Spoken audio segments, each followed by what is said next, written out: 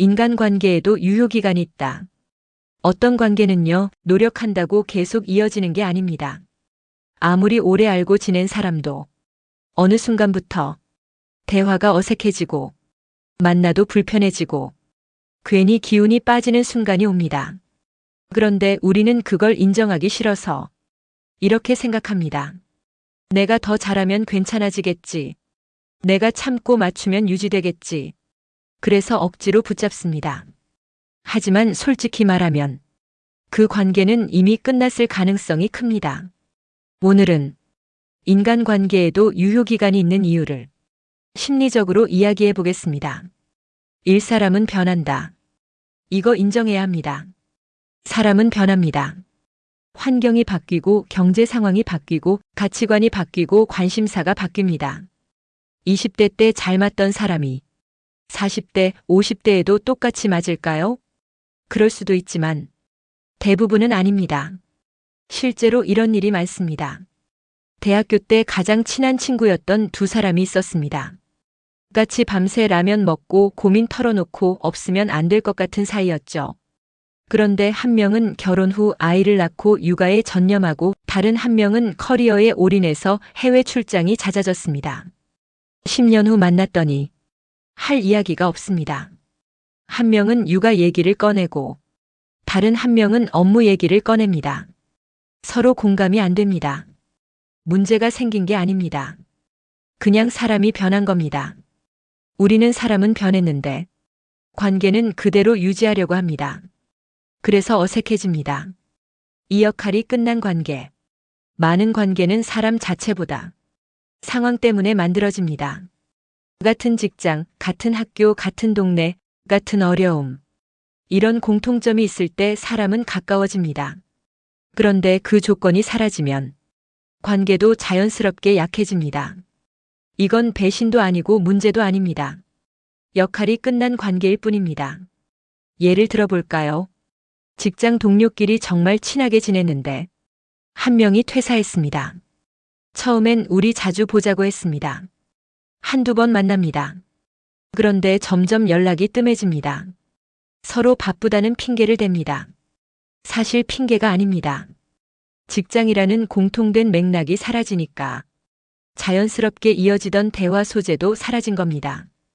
이걸 억지로 붙잡으려고 억지 약속을 잡고 억지 대화를 이어가면 둘 다 지칩니다. 3. 인정하지 못해서 생기는 비극.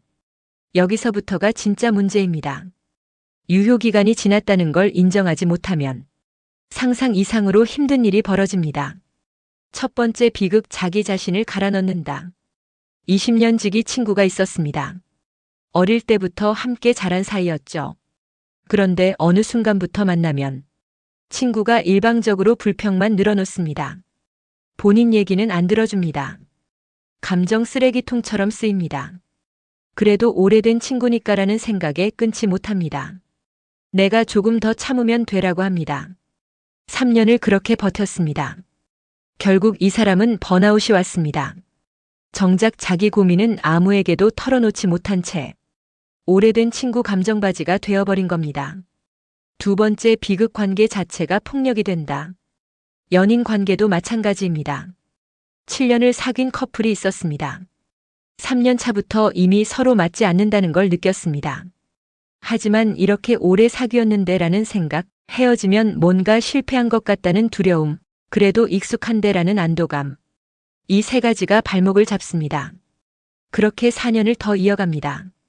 서로 상처 주고 상처받고 감정이 다 닳아버린 채로 결국 헤어졌는데 남은 건 7년의 추억이 아니라 마지막 4년의 상처뿐이었습니다. 진작에 놓아줬다면 서로 덜 상처받았을 겁니다. 세 번째 비극, 새로운 관계가 들어올 자리가 없다. 억지로 유지하는 관계는 에너지와 시간을 잡아먹습니다. 정작 지금의 나에게 맞는 사람이 옆에 나타나도 그쪽에 쏟을 여력이 없습니다. 유효기간 지난 관계를 붙들고 있느라 새로운 인연을 놓치는 겁니다. 이게 세 번째 비극입니다. 4. 억지로 유지하면 더 힘들어진다.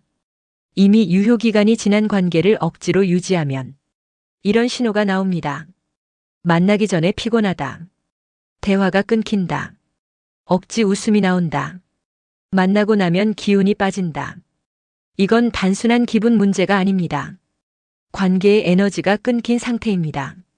그런데도 계속 유지하려고 하면 감정 소모, 스트레스, 자기 소진이 쌓입니다.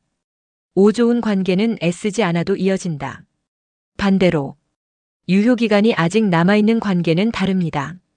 1년을 못 봐도 만나면 어제 본 것처럼 편합니다. 말 안 해도 통하는 게 있습니다. 같이 있으면 충전이 됩니다. 이 관계는 억지로 유지하지 않아도 이어집니다. 그래서 중요한 기준은 이겁니다. 이 관계가 나를 편하게 하는가 아니면 소모시키는가. 육 떠나는 관계는 실패가 아니다.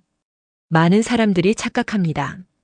관계가 끝나면 내가 잘못했나? 내가 부족했나?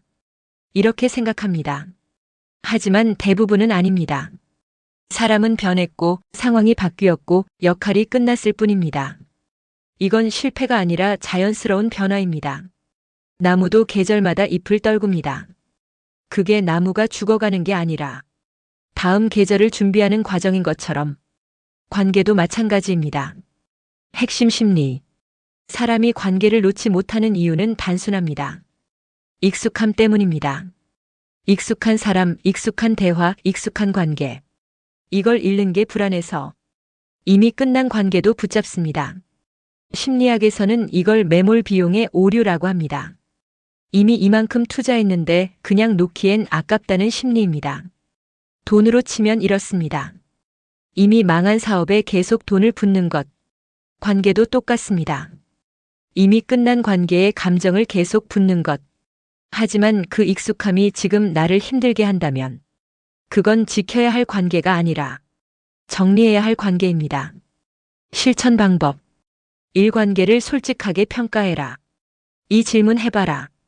이 사람 만나고 나면 나는 어떤 상태인가? 편하다 유지. 피곤하다 거리두기. 이 억지 만남 줄이기. 괜히 의무감으로 만나는 관계 줄여라. 시간은 한정되어 있다. 삼손절 말고 빈도 줄이기. 갑자기 끊는 게 아니라 자연스럽게 거리를 두는 것. 연락 빈도를 줄이고 만남 횟수를 줄이면 관계는 조용히 상처 없이 정리됩니다. 모든 관계는 영원하지 않습니다. 어떤 관계는 잠깐 스쳐 지나가는 인연이고 어떤 관계는 오래 남습니다. 중요한 건 끝난 관계를 붙잡느라 지금의 나를 소모하지 않는 것입니다. 떠나는 관계는 실패가 아닙니다. 지금의 나에게 맞는 관계로 가는 과정입니다. 그리고 그 과정을 받아들이는 사람만이 진짜 좋은 관계를 곁에 둘 수 있습니다.